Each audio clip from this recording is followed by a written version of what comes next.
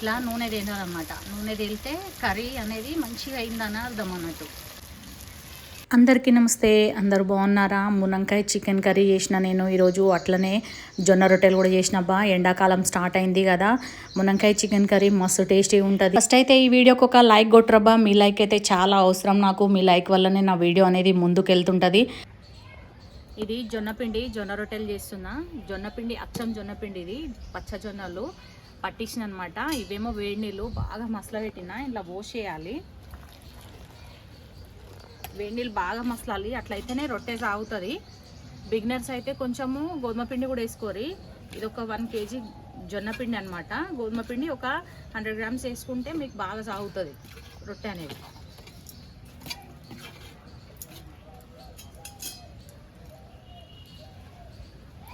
వేడిగా ఉండాలి నీళ్ళు అయితే, బాగా మసలనమాట. వాటర్ బాగా మసిలితే పిండి అనేది సాగుతుంది.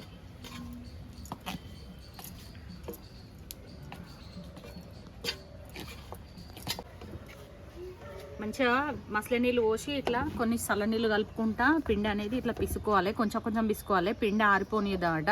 ఇప్పుడు మనం రొట్టె వేసుకుందాము. ఎట్లా వచ్చిందో చూపిస్తా.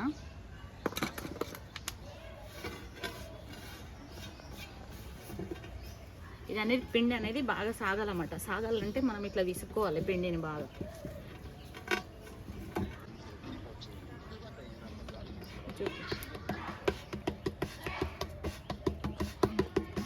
చూస్తున్నారు కదా, పిండి మంచిగా వేడి నీళ్ళు పోస్తే ఇట్లా సాగుతుంది. చిన్నగా చేసుకోరి బిగినర్స్ అయితే. అంటే పిండి తక్కువ పెడితే రొట్టె చిన్నగా అవుతుంది. నాకు ఇది బండ మంచిగా ఉంది కాబట్టి నేను పెద్దగా కొడుతున్నాను అనమాట. పల్సగా కొట్టుకోరి రొట్టె. మరీ మందం కొడితే కొంచెం తినబుద్ధి కూడా కాదు. చూస్తున్నారు కదా, ఇప్పుడు రొట్టె పెంక మీద వేసేద్దాము.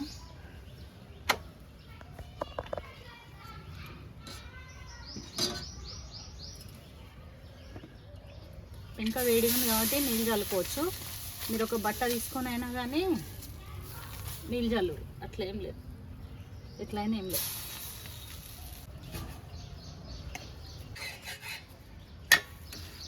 ఇట్లా 4 sides మంచిగా కాల్చుకోవాలి.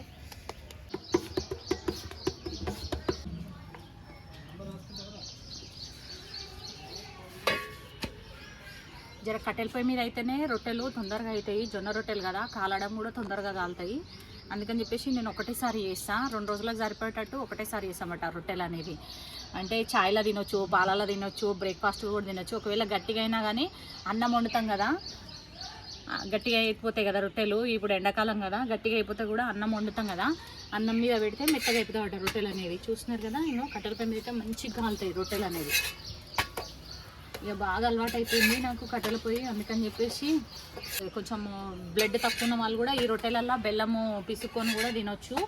అట్లా తినడం వల్ల హెల్త్కి మస్తు మంచిది. చూస్తున్నారు కదా, రొట్టె అయితే కాల్చేసిన. ఒక 10 రొట్టెలు అయితే చేసేసిన. ఇంకొక రొట్టె కాలుతుంది. దీని తర్వాత చికెన్ కర్రీ వేయాలి. ఆల్రెడీ దోసకాయ కూర వండేసిన నేను. ఇక జొన్న రొట్టెల కాడ వస్తే టైం అయితే పడుతుంది. ఒక గంటలో 10 రొట్టెలు చేసినామట. మునక్కాయది చికెన్ చేద్దాం అనుకుంటున్నా. అందుకోసము దొడ్డువి మునక్కాయలు మా చెట్లకి వెళ్ళినాయి అనమాట. బాగా అంటే మీడియంగా ముదిరిపోయినాయి, బాగా ఏం ముదరలేదు. ఇది ఆర్గానిక్ కాబట్టి తొందరగానే ఉడుకుతాయి. అందుకని ఫస్ట్ ఏం చేయాలంటే కట్ చేసి పెట్టుకున్నాం కదా, ఇవి ఫ్రై చేద్దాము ఆయిల్లో. కొంచెం ఫ్రై చేసి పక్కకు తీసి పెట్టుకున్నాక చికెన్ వేయాలన్నమాట. ఉల్లిగడ్డలు ఫ్రై చేసిన తర్వాత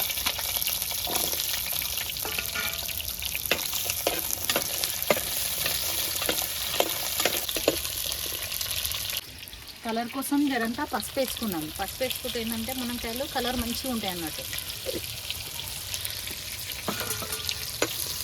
మునక్కాయలు ముందే ఎందుకు ఫ్రై చేసుకోవాలంటే చికెన్లో వేస్తే మళ్ళీ ఉడికిపోయి మెత్తగా అయిపోతావట. మొత్తం ఉడికిపోయి ఖరాబ్ అవుతాయి. కూర అంతా మునక్కాయ మొత్తం పేస్ట్ లాగా అయిపోతావట. అందుకని ఇట్లా ఫ్రై చేసుకోవాలి. ఫస్ట్ కొంచెం ఫ్రై చేసుకుంటే చాలు, మరి ఇట్లా ఫ్రై అయిపోతే చాలు. తీసేద్దాము.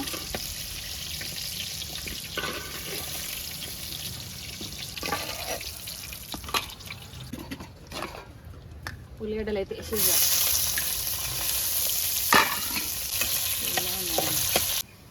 పసుపు వేసేసుకున్నాము.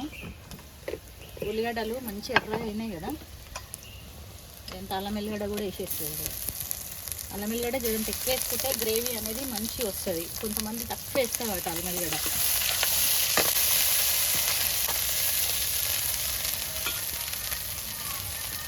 చికెన్ వేసేసాను.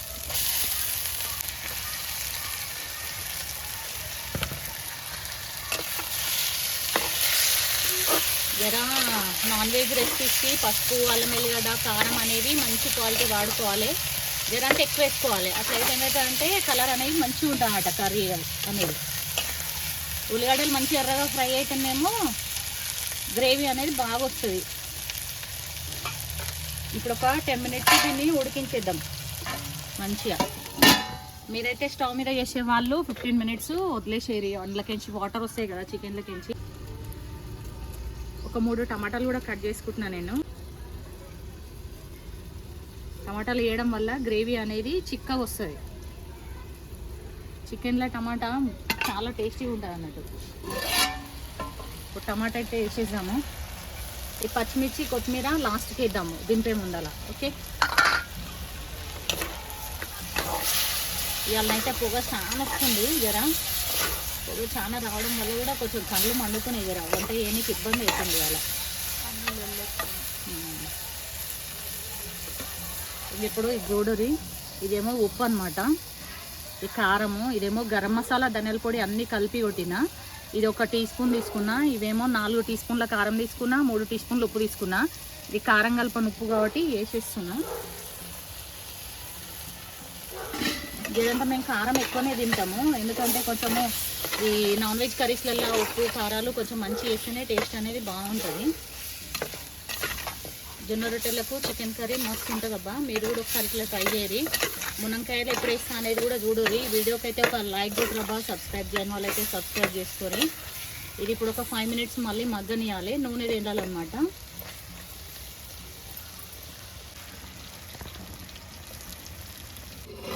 మినిట్స్ తర్వాత మనం చూస్తారు కదా, ఇట్లా ఒక 5 మినిట్స్ ఉడికించడం వల్ల టమాటా కూడా మగ్గిపోతుంది ఉప్పు కారం వేసినాక. ఇప్పుడు మనము ఈ మునంకాయలు ఉన్నాయి కదా, మునంకాయలు ఫ్రై చేసి పెట్టుకున్నాం కదా, ఇది వేసేద్దాం. మునంకాయలు దీన్ని సరిపోయేటట్టు ఎసరు కూడా వేసేసుకుని ఇప్పుడు ఒక 15 మినిట్స్ ఉడికించుకుంటే సరిపోతుంది.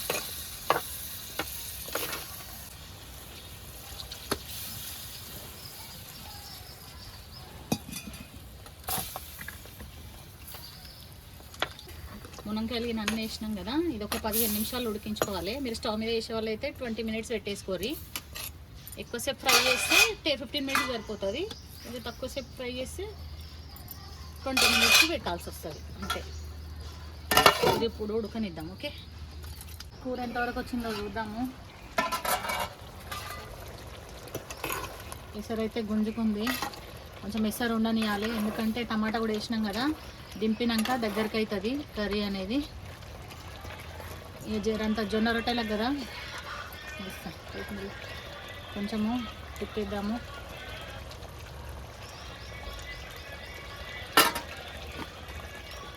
దీంతో ఉప్పు కూడా తిప్పేద్దాము. నాన్ వెజ్ కర్రీస్ ఏం వండినా కానీ ఉప్పు తిప్పేయాలి ఖచ్చితంగా.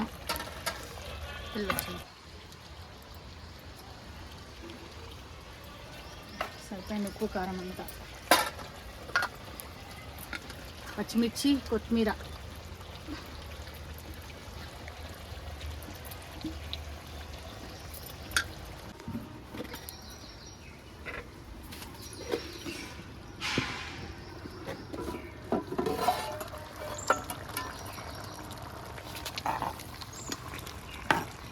మునంకాయ చికెన్ రెడీ అయిపోయింది.